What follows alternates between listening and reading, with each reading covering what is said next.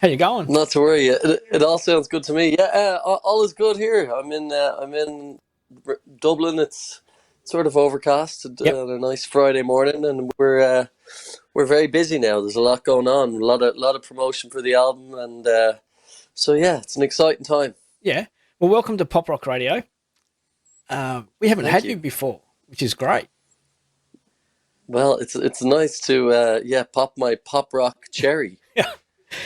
And just so everyone knows, the QR code will go to your website. So if anyone scans it, they'll go to your website. Cool. S- Thanks. Yeah. Yeah. No. So this is album number 8. Is that right? Yeah. Hard to believe. Yeah, Yeah. yeah, yeah. We started when we were very young, Paul. So. But yeah, album number 8. It's hard to believe, but yeah, we still love it. We still, in a way, it doesn't feel like we've had 8 albums. The longer we do it, the more I'm sort of proud of our longevity. We've yeah, we started as just a three mates Yeah. who were schoolmates and making some music together, and we just released an album when we were 20 or whatever, and we sort of learnt on the fly, and we went through different sort of chapters of the band, sort of a journey, and here we are now, 15 years later, and we just kept releasing albums and kept writing and Yep. kept touring, and thankfully now we're at a stage where things are really good in Ireland, and we sell a lot of tickets here, and we get to travel the world, and we're buzzing to head back to Australia in November. Yep. Yep. How many times have you been to Australia? I would say 5 or 6, Yep. maybe even more. Yeah, maybe 6 or 7 times. I would say. Yeah, we've been lucky enough to tour there, and we sort of built it up every time we've gone, which has Yep. been really cool to see it evolve. Obviously, our crowd has a lot of Irish people that come to the show too, but there's a lot of Aussies now as well. Like, and it's a lot of fun. Last tour in November, we got to play some incredible venues like the Enmore Theatre in Sydney, Yep. which was just incredible. Like, and it was amazing, and it was full. It was just brilliant, and so yeah, we've been lucky enough to tour there a few times, and we're going to try and make it a thing now where we go back every November and do a little run of shows there, and keep building on it, and yeah, hopefully people won't get sick of us. Yeah, it should come in March. Isn't that St. Paddy's Day in March? Yeah, yeah, we've thought about that before as well, but yeah, we're wanted everywhere on Paddy's Day. That's the problem. They Yeah. want us in America on Paddy's Day. They want us in Ireland on Paddy's Day.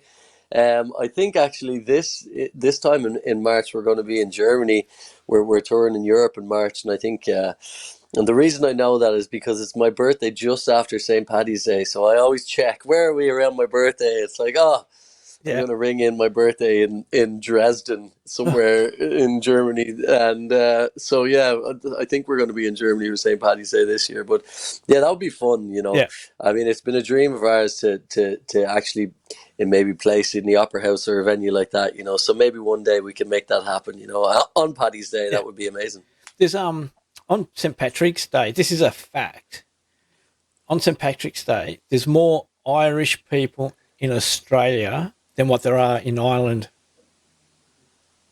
Yeah, I would well believe it. I mean, even from our tour last November, I could not believe the amount of Irish people around, and Yeah. and we had a couple of days off, and we stayed down in Coogee Bay, Coogee Beach, which is where we're actually playing this time Yep. round when we in Sydney in Coogee Beach Hotel, which is called Selena's, is the venue there, and it's just sold out last week, which is amazing. But the amount of Irish accents I heard just walking around, it was like being at home, Yeah. and I even remember a good few years ago, one of the first times we toured Australia. I remember walking down the road in St Kilda in Melbourne and just hearing all the Irish accents and like bumping into people I knew that I didn't even realize were living in Australia. It's like, hey, you were Yeah. at my school. What are you doing here? So it is incredible. I mean, and the Aussies are just so welcoming to us, and musically, but also, students coming across, and at home there's a serious rent crisis, housing crisis in general, and people just don't want to pay the extortionate Yep. rent prices, and I'm not surprised. Like, a lot of young people are are just trying to get away, whether it be for a couple of years or whether it be for the long haul. You know, I've Irish friends now who are now have families and everything in Australia and love it there. You know, and there's a few Aussies in Dublin too. Don't get me wrong; they make their presence felt when there's a big rugby match on or something. You know, but yeah, it's yeah. No, that's great. All right, we're going to talk some music stuff before we get back into the good stuff. Sure. Oh, even though music is good stuff, but Yeah. tell us all about the Caronas, because like I'm relatively new to the Caronas, and I've heard some of the music from this album, and it's amazing.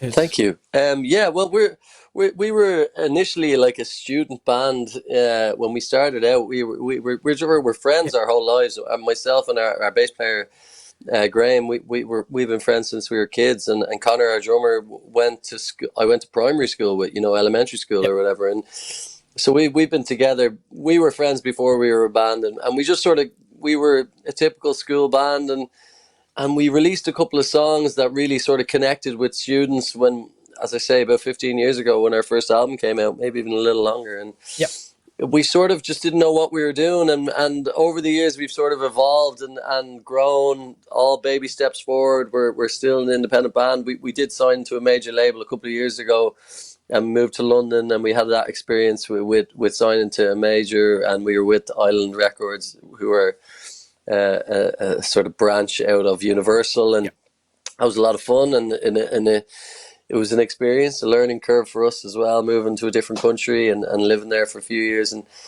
then we decided to set up our own label, and last 3 albums we have been on our own label here in Ireland, and we sort of have control over everything, and we just sort of doing it our own way, in a time when the music industry is rapidly changing every couple of years between streaming and TikTok and everything. We're sort of the exception, I think. We still sell tickets, and we don't do TikTok dances.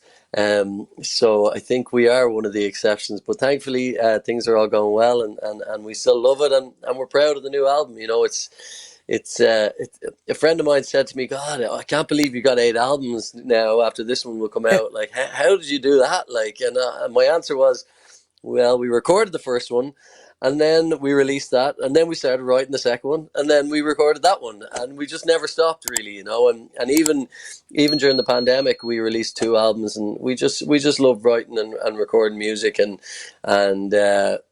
yeah, it's just one of those things. It just feels right for us to continue to do it, and it's worked for us, and so long may it continue. We're not done yet. Yeah, because I've got so many questions.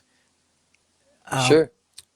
You beat Snow Patrol back in 2010 for the Best Irish Album at the 2010 Meteor Awards. How was that? Yeah, because when Snow that was a Patrol, lot of fun. That was it. Were big. Yeah. They were big at the time, and U2 also had an album in the thing. So we got to beat U2, which was crazy. And we were just a very young, green, you know, innocent lads who that was our second record. That Tony was next con, and we went to the award ceremony. It was the big Irish, you know, the Irish equivalent of the Grammys, I suppose. And we went to the award ceremony, and we were just happy to be there. You know, we were just like there going, oh, this is fun, and we're nominated, and how cool is that?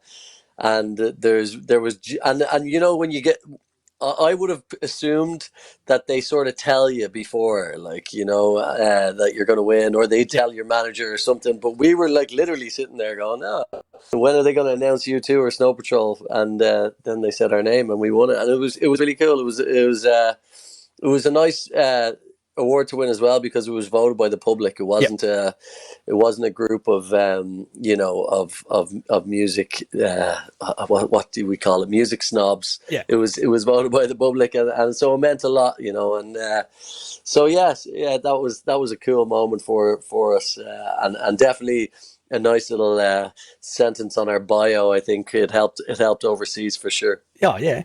Now, who's the principal songwriter? Yeah, that would be me. Well, the other guys aren't here, so I'm going to definitely take all the credit. But no, I am the singer and main lyricist, and we write together, and we write with a couple of of our sort of extended Caronas family. We have a bigger live band. We're actually just a 3-piece at the moment, but we have a big live band where we have a brass section, and we have a guitar player and a piano player and a backup vocalist.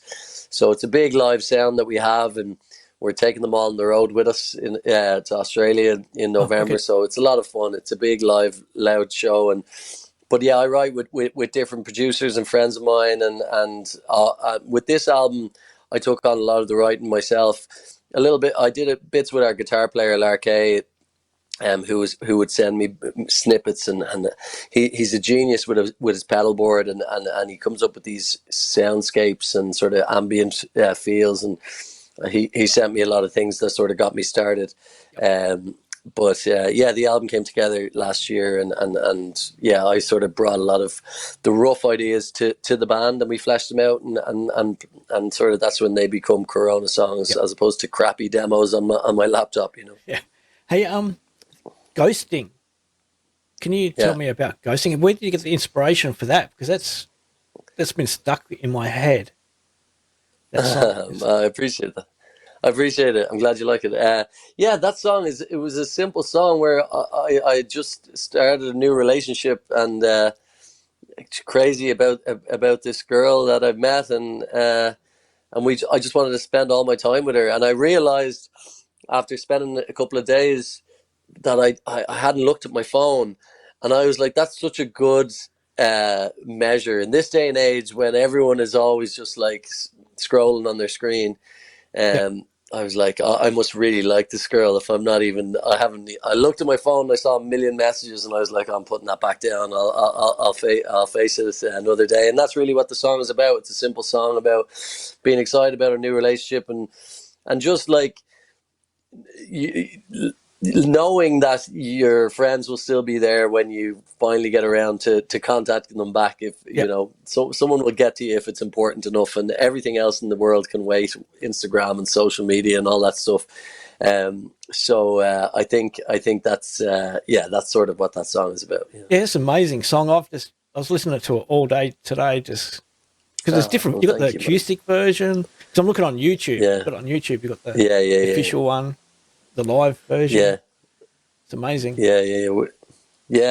have a good team around us. We have a great videographer called Johnny Wolf who does a lot of our videos, and he's great, and he's so quick, and he's so natural, and he makes everything look great. And we have a great team around us. We're lucky that we have a great crew who make those videos sound good too. Our sound engineer can record live, and we got a new mixing desk where he can actually take everything in live and mix it pretty much on the fly, and we can have content to share like 2 days later, which is rare in this day and age, because there'd be spill, and trying to record live gig can often take a lot of mixing and work. But the way we've sort of arranged our live show, we're all on in-ears, so there's not much sound coming from the stage, so we can actually take a live mix from this new desk that we have, and with just a quick little fix, he can have a rough live mix for the next day, which is really cool to have that content that we can put up straight away,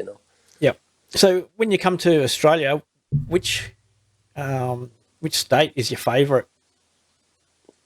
I have to say I have a soft spot for Perth. It's a lot of fun. It's just lovely people, lovely weather. And it's just sort of chilled or something. There's a chilled FM. I mean, we love it everywhere. We've had a ball every time we've been to Oz. Yeah. And we're always so welcomed. And as I said, the last time we were there, we got a little bit of time off in Sydney, so we were chilling out on the beach there in Coogee Beach, and it was a lot of fun. And we've made friends there now over the years as well. And we have people that we go back to see every time we're there, and I think it's the people really that make the country so great, and that they're just fun and welcoming, and they know their music too. I'm a big fan of an Aussie band called Gang of Youths. I don't know if you know them, Paul, but they're great, and they're a big inspiration to me. I actually met David LaPep, the singer, one time, and I sort of fangirled him, and I'm sure he was like, who is this crazy Irish boy talking to me? But he was really cool. So I'm a big fan of Aussie music, and even my mother is a singer too, and she used to she used to tour there a lot, and she played with people like Shane Howard and different Aussie artists and folk artists. She's more a folk musician, but yeah, so I've been lucky enough we've been lucky enough to travel there and be there a few times. So yeah, we're excited to get back, especially in November. The weather's going to be good, and it's going to be terrible here. So it's nice to get over there for some sun. Yeah, I'm just going to check, because in November, I think it's about the 23rd that you're in Perth. 22nd Friday, 21st in Melbourne. Yeah. No Brisbane shows. They're going to crack a shit. People in Brisbane are whinging because a lot of people have been skipping. Normally Perth gets skipped. Well, we've always had a great. I think maybe because there's an extra few Irish people in Perth, maybe, but we've always had great crowds in Perth. We played Brisbane the last tour, and it was a lot of fun. But this time we're in between tours, so we have. We're playing in America earlier in November. We've got a couple of shows in the States, and then we have some shows in December as well. So we really only had a week that we could get over there. So we thought the 3 shows was all we could have time for this time around. But hopefully we get back to Brisbane next time. And I love Brizzy as well. So it's a fun town. So next time hopefully they'll have us back there. But it just didn't work out with the dates this time. And we've been lucky. We played in Adelaide before as well. We had a great time there too. But it's hard to find time in the schedule for everyone, so we always make sure that we can do as much as we can. So fingers crossed next time. Yeah. So who is the biggest diva in the band? There's got to be a diva, someone.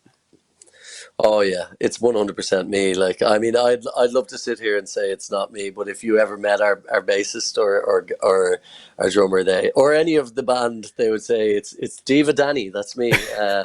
But I think you've got to be a bit of a diva as a lead singer. But listen, I need my Irish tea and certain things on the rider to help me get through it. And I listen. It's just natural. If you're the singer, you're going to be a bit of a diva. Like that's the thing. Like Yeah, I can't believe you're going to Coogee, because over the east and west, I grew up in the eastern states, New South Wales, and we lived in Coogee for a while. And so I know to pronounce it Coogee. When you come to WA, it's Coogee. They pronounce it right. different. Yeah. And the beaches are well, actually, the beaches are lovely. But yeah, I even crossed my mind when I was saying it earlier on. I was like, I know I'm pronouncing that wrong, because people corrected me. Yeah. So Coogee, as opposed to Coogee. Yeah. Okay, I got you. Yeah. So Coogee's in New South Wales, and Coogee is WA. Yeah, is what you guys say. That's funny. I mean, I'm. It was a lot of fun. As I said, I could not believe we were there for a couple of days, and literally walking down the street, the amount of Irish accents. Like I couldn't believe the amount of Irish that were there. Yeah, and it's a lot of fun. I think I can see why they're all dragged there. It's a beautiful part of the world, as is all of us. Yeah. So what we've got? I'm just going to scroll back up to my notes. Album number 8, Thoughts and Observations, 27th of September. 7 days it's out. Yeah. What are your expectations? What do you think? Well, we're excited about getting it out there. We've already released a couple of songs from us, and it's sort of a whirlwind at the moment. I'm doing a lot of interviews, a lot of talking about it, and at this stage, I'm just excited about getting it out there, and we're doing a little mini tour of Ireland to mark the launch as well. We were going to have one big launch show, and then we said, you know what, let's bring the launch party show around Ireland. So we've got 6 shows in the week that it's coming out, so that's going to be a whirlwind as well. Hopefully, my voice will hold up, because we're going to play every night. But looking forward to getting it out there. The reaction so far, as I say, to the few songs we've released is really good. And looking forward to getting out and playing the songs live. That's really the thing that I'm excited. So we've played a couple of songs over the summer. We drop in a new song. We don't play too many new songs. I used to hate going to a show and the band would come out and say, "Oh, we're going to play 10 songs off our next album that isn't out yet." Yeah. And I'd be like, "Oh, come on, play the ones I know."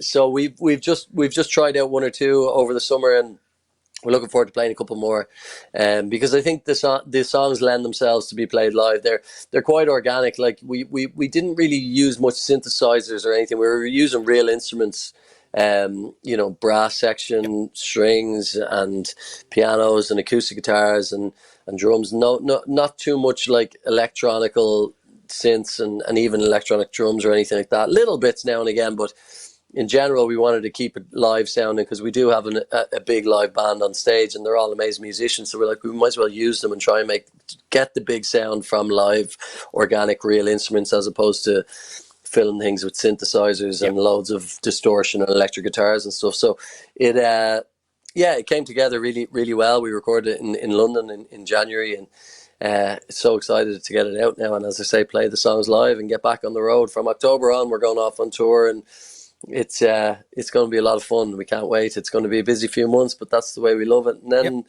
as I say, we're touring more next summer, back to Germany, back to Europe, and more in America next summer. And then I'll start working on the next one, which I've already started on. Actually, I'm doing a bit here in my studio and trying to write little bits and bobs for the next one. But it never ends. We're very lucky.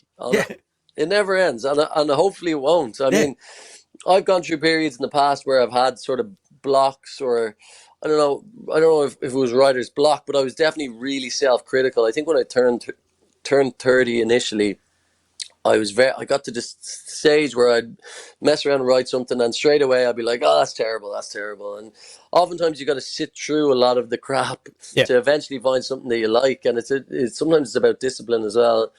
And for whatever reason, I'm going through a good phase at the moment where I'm being quite creative, and music is interesting me, and it's us as a band as well. We don't really feel like stopping. We're enjoying being on the road. We enjoy it. We have a great life. We have a great balance. I mean, now we're in our late 30s now. Our bass player has 2 young kids, and our drummer has a young daughter as well. But we found the balance of touring, but we're not on the road 8 months a year. We go to the territories where we've built up a bit of a following, and we might tour maybe 2 or 3 months a year, and then we do a lot of big shows in Ireland, and then we have time to work on our next piece of writing and next piece of work, and that's the benefit about having our own record label as well, and that there's no one breathing down our necks saying, yo, we need new content and give us a new single for this. And so all that sort of stuff is just off our own bat, and it's made us work harder. As soon as we left Ireland and we had no one else to blame but ourselves, we all just started working harder, because when you're your own label, you've no one to blame but yourself if it's going wrong. So it made us all work a lot harder, and we still love it. We love being on the road, and we love each other. We haven't killed each other yet, so we're getting on with it, and so I definitely, oftentimes when we release an album, I'm a bit like the well is empty, and I don't know if there's going to be another album or when it'll come. It might take a while or whatever, but at the moment, I can already see a couple of songs starting to come together that I like the sound of for what will be our 9th album, I presume. And so it's nice once you get a start, then you can sort of see it happening, Oh, wicked! Now I've got to ask some more music questions, thoughts and observations. Sure. Which is your favourite song to perform live? Yeah, well, to be honest, we've only actually got to play 3 or 4 so far. I mean, we've played them all in studio, obviously, when we were recording them, and we've done a couple of them acoustically and done different versions of them. But so far, the ones we've done live, I'd say Speak Up, the opening track on the album. It's probably the one we've been playing the longest live as well, and it's big sound, and it sort of it works well live. That's Exactly What Love is another one. It's a ballad, it's a quiet ballad, but we played it a couple of times, and it was fun, and we sort of changed the live version of it, where at the end we sort of rock out a bit, just to make it upbeat. We sort of extended the outro and really sort of rock it out for like a minute or two, and that worked well. So that's been a lot of fun. But there's a couple of songs, even like the closing track on the album is called Hearts for Eyes, and it's a real simple ballad of me and the piano just for a minute and a half, and then in the second half of the song all the band fall in, and it becomes this sort of waltz thing that is very different for us. But we played it live in the summer in our big show in Dublin here in Fairview Park, and it worked really well. It was actually, I was afraid because it's a slow new song that we might lose the crowd. Like we always find when you're dropping in a new song into the set, it better be an upbeat one, because people, first of all, people don't know it or whatever. But we played it, and we played it in the encore as well. Like, and it just worked really nicely. It was a moment, and people. I picked out a couple in the crowd, and I dedicated the song to them, and they put them up on the big screen, and it just sort of became this like kiss cam moment. Like, and I was singing this little waltz, and they were waltzing around, and it was just really nice, and it was a natural thing. So that was a lot of fun. So I'm looking forward to playing that one live. We're the guys said to me after, they're like, you have to do that every time from now on. If we have any screens at the show, pick a couple out and dedicate the song to them, and let them dance to it or whatever, because it just made everyone feel part of the show or something, and it made everyone listen to the new song as well. Yeah. So sometimes you find little things like that accidentally on stage that end up working, and you're like, oh, I have to use that again. So we're going to have to make sure Magnet House in Perth has got some screens. Yeah, absolutely. I'm not sure if we'll have the screens over there, but we'll find something. I'll dedicate it to people anyway. We'll do it without the screens. It'll be fine. Yeah, I can't wait to get people to video on their phone. I can't wait for you to get across. I'm looking forward to it, because we're going to Pearl Jam the week before. Cool. And then we're back over here for you guys. Oh, nice. Yeah, no, I've heard the Magnet House is a great venue as well. We never played there before, but I've heard it's cool. So the last time we were playing, we played in a venue that's just closed down now. What was it called again? We've had we were one of the last bands to play. Yeah, it escapes me now. And we played out in Frio as well, in Fremantle, and I went to see an AFL game as well, which was a lot of fun. I play a little bit of Gaelic football, or at least I used to before I got too busy, which is like the Irish version of the AFL, and so it was cool to go to a game and see a bit of footy as well. Yeah. Oh, cool. Well, thank you for joining us. I know it's early Friday. No problem. Where you are. Friday afternoon where I am, so it's good. Worked out well. Yeah, well, I appreciate the chat. It's lovely to chat to you. And listen, if you want to come down to the show in November, you're more than welcome. Oh, we'll be there. We'll definitely be there. Great. So, thank you. Great. Thank you so much. Well, good luck. Hopefully everything goes well. The chat. No, too easy. Thanks a lot. See ya. Yeah, cheers. And we'll see you soon. Thanks so much, Paul. Cheers.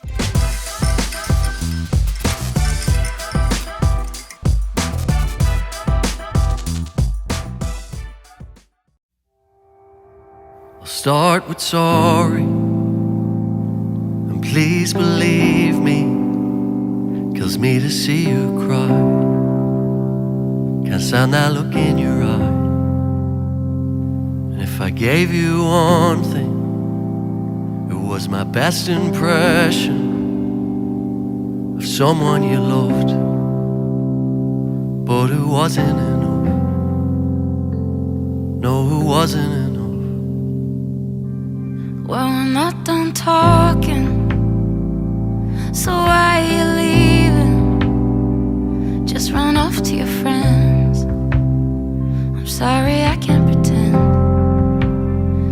Now you're even hurting. Of course I'm hurting. You seem unfazed. I'm completely broken. 'Cause even when we sat down, I tried to put you at ease. That wasn't easy for me. Holding someone else's heart above your own, it's unselfish. Putting someone's heart above your own, putting someone else's heart above your own. That's what love is. Putting someone's heart above your own. That's exactly what love is. That's exactly what love is. That's exactly what love is. That's exactly what love You're is. so selfish. Well, I'm not trying to be. You can't even look at me. I tried to do the right thing. I leave